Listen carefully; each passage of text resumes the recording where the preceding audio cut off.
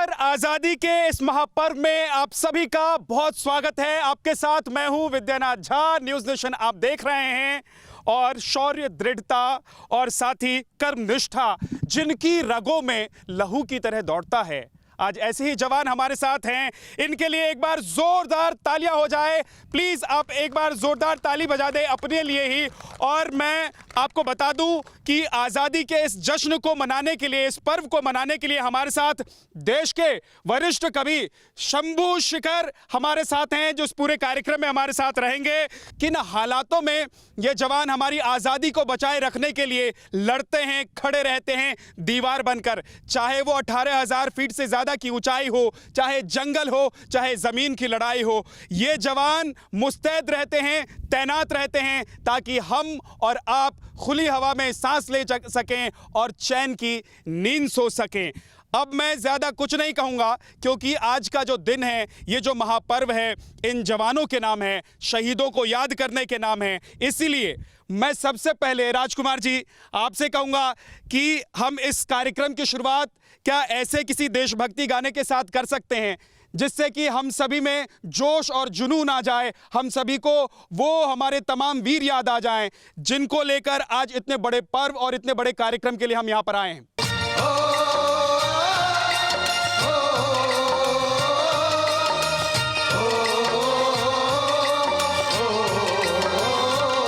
संजय से आते हैं, हमें तड़पाते हैं, ये चिट्ठी आती है, ये पूछे जाती है कि घर कब आओगे, कि घर कब आओगे, लिखो कब आओगे, कि तुम मिलिए घर सुना सुना है।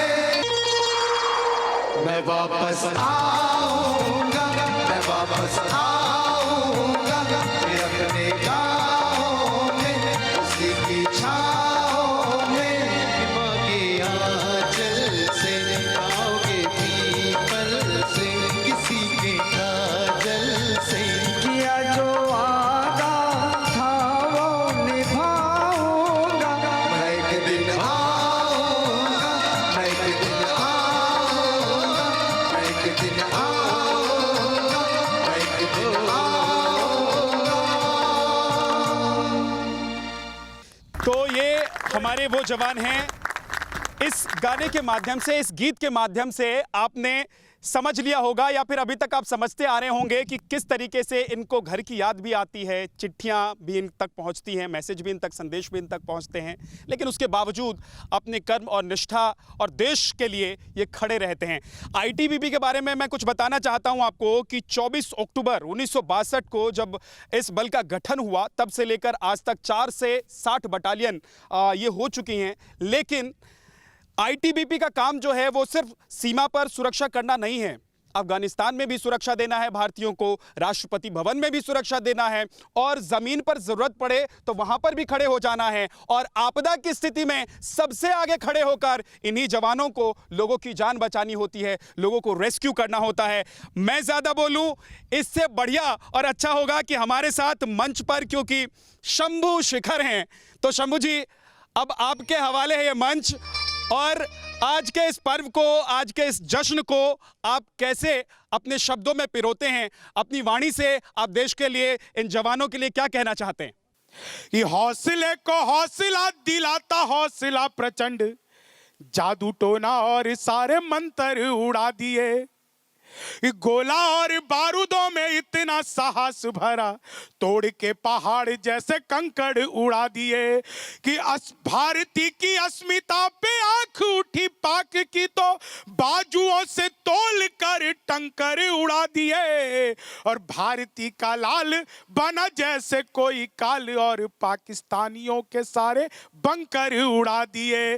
भारती का लाल, कि दुश्मन जो देश का हो उसे पल में पटक दूं, जो फालतू बोले मैं उसे एक रपट दूं, जुल्फों को मेरे ऐसा वैसा मत समझना तुम, दो चार दुश्मनों को तो जुल्फों से झटक दूं, दो चार दुश्मन। बिल्कुल शंभू जी, आप बने रहिए हमारे साथ। आप फिलहाल अपना स्थान ग्रहण कर लें, वापस आप पोडियम पर लौट कर आइएगा। लेकिन आज मैं देश के लोगों को कुछ ऐसी कहानियां भी बताना चाहता हूं। देखिए, ये पर्व हम मनाते हैं और इस पर्व के बारे में हम जानते भी हैं, कितनी मुश्किल से हमें आज़ादी मिली, ये सब हम लगभग जानते हैं। लेकिन किन मुश्किल हालातों में हमारे ये जवान इस आज़ादी को बचा कर रखने के लिए लड़ते हैं, खड़े होते हैं दिन रात, चाहे वो बर्फ़ का पहाड़ हो, चाहे धूप का मैदान हो, हर जगह ये जवान डटे रहते हैं। कुछ ऐसी कहानियाँ इनसे मैं सुनूं अपने अच्छे और शानदार गाने के लिए। और सर, एक मिनट रुक जाइएगा आप, क्योंकि देखिए, हर जवान यही चाहता है कि वो मौका आए जब माँ के लिए अगर समर्पित हो जाए, मिट्टी में मिल जाएं, गुल बनकर खिल जाएं, तो इससे बड़ा मौका किसी जवान के लिए होता नहीं है। जब आप लोग सरहद पर होते हैं, जब आप लोग किसी लड़ाई में होते हैं, तो देश में बैठा हुआ एक आम नागरिक जो है, शायद ही वो ये महसूस कर पाता होगा कि शौर्य और कला का ये संगम एक जगह देखने को मिल सकता है। इतना शानदार गीत आपने सुनाया, इसके लिए पहले तो बहुत बहुत धन्यवाद आपका, आपको बहुत बहुत बधाई। Thank you sir. Arjun ji, लेकिन थोड़ा सा मुझे अपने बारे में बताइए कि आप ये इतना शानदार गाना तो गाते हैं, गीत तो गाते ही देशभक्ति के, जब आप टीम में या बटालियन में होते हैं तो क्या क्या करते हैं? सर एक्चुअली सुबह जैसे हम एक म्यूजिक के साथ साथ हमारा जो अन्य जो एक्टिविटीज़ होती है, जैसे हमारा सुबह पीटी पीरियड होता है, तो सुबह पीटी पीरियड प्रॉपर हम अटेंड करते हैं और जितने भी इवेंट्स होते हैं उसमें हमको पार्टिसिपेट करना होता है। और साथ में हमारा एक्स्ट्रा करिकुलर एक्टिविटी है जो एक गॉड गिफ्ट कह सकते हैं, ताकि और से क्या हमको जवानों के बीच में और प्यार वगैरह मिलता है, इसी वजह से कि हमारे अंदर जो उनकी दी हुई गॉड की दी हुई गिफ्ट है और इनके सपोर्ट की वजह से हम इतना अच्छा परफॉर्म थोड़ा बहुत कर लेते हैं। मतलब जितना ज़बरदस्त परफॉर्मेंस आप लोग मैदान में देते हैं, बॉर्डर पर देते हैं और इसके अलावा जहां ज़रूरत पड़ती है वहां देते हैं, उतना ही बढ़िया परफॉर्मेंस आप लोग इस मंच पर भी देते हैं। जी जी, बहुत बहुत शुक्रिया। कुछ कहानियाँ ऐसी भी हैं जो शायद ही आपको पता हो, कुछ कहानियाँ ऐसी भी हैं जिन्हें अब तक आप सुन नहीं पाए होंगे, कुछ कहानियाँ ऐसी होती हैं जिन्हें आप तक शायद पहुंचाया भी नहीं जाता या वो कहानियां पहुंच भी नहीं पाती हैं। क्योंकि बात चाहे अरुणाचल की करें, बात चाहे लद्दाख की करें, बात चाहे करें किसी भी मैदानी इलाके की जहां पर आईटीबीपी के जवान, हमारे जवान, देश की सेना के जवान तैनात रहते हैं, उन जगहों की बहुत सारी ऐसी कहानियां होती हैं। कुलदीप सिंह जी, न्यूज़ नेशन पर आपका बहुत बहुत स्वागत है। धन्यवाद, थैंक यू सर। मैं ये जानना चाहता हूँ, और मैं क्या, आज पूरा देश ये जानना चाहता है कि कुछ ऐसी बातें तो होंगी जो हम तक नहीं पहुंचती होंगी, जिसे आप लोग झेलते हैं, जिसे आप अपना दिनचर्या मान लेते हैं। आप कहां कहां तैनात रहे और वहां की कुछ एक्सपीरियंस के बारे में अगर आप बता पाएं। मैं केवल इतना ही कहना चाहूँगा कि आईटीबी बहुत ही दुर्गम, इन हॉस्पिटेबल जगह पर ये तैनात है।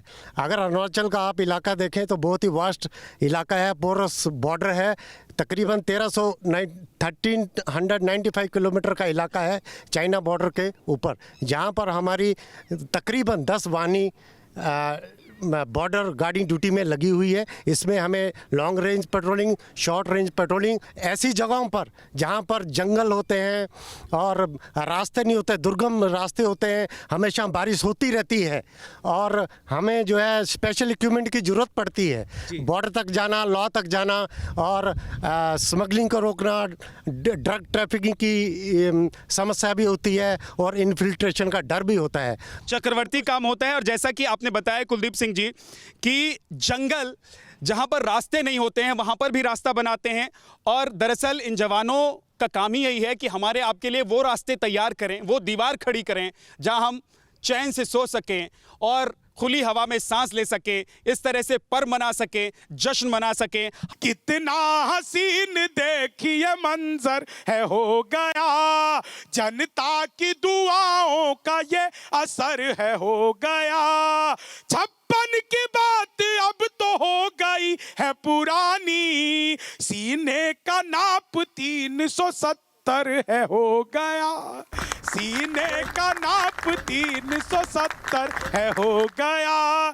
जो हमारे देश की महिलाएं हैं वो ना सिर्फ अपने घर को संभालती हैं बल्कि देश को भी संभाल रही हैं, और इसमें कोई दो राय नहीं है, कोई संशय नहीं है कि आज हमारी महिलाएं जो हैं वो कहाँ तक पहुँच गई हैं। अभी देखिए ओलंपिक में तो कितने सारे पदक आए, हॉकी महिला टीम ने कितना शानदार खेल दिखाया, लेकिन जब आप लोग अपने मोर्चे पर होती हैं तो कैसे आप लोग काम करते हैं? घर की याद भी आती होगी, बच्चों की याद भी आती होगी। जैसे कि सर आपने बोला कि महिलाएं वाकई में आज की वो भी भारत की नारी जिसे कहते हैं आजकल वुमेन एम्पावरमेंट का एक बहुत ही अच्छा उदाहरण सब पेश कर रही हैं, चाहे वो पारिवारिक हो चाहे सामाजिक हो, अपनी जितनी भी जिम्मेदारियां हैं बखूबी निभा रही हैं। अगर हमारे यहाँ देखा जाए, हमारी बल की हिम वीरांगनाओं के बारे में अगर कहा जाए तो चाहे वो ऑफिस ड्यूटी हो या आउट ड्यूटी हो, राष्ट्रपति भवन की ड्यूटी हो या फिर फॉरवर्ड पोस्ट पे, सभी बखूबी अच्छे से निभा रही हैं।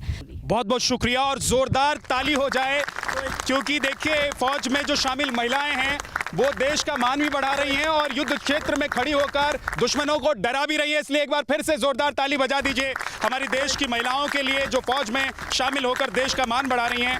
सर, बड़ा मुश्किल होता है 18,800 फीट की ऊंचाई पर खड़े होकर दुश्मनों को ये बताते रहना कि देखो अगर तुम्हारी आंख उठी तो हम तुम्हारी आंख निकाल लेंगे। कोशिश करते हैं कि जो है हम जो है हमारा जो है जितना भी हमारा जो है इंडिया का जो है बाउंड्री है इसको सुरक्षा रखें और हम इसको जो है संभाल के रखेंगे। और जो है लेकिन इस दौरान आप लोग किस तरह की चीज़ों से गुजरते हैं, किस तरह के हालात से गुजरते हैं?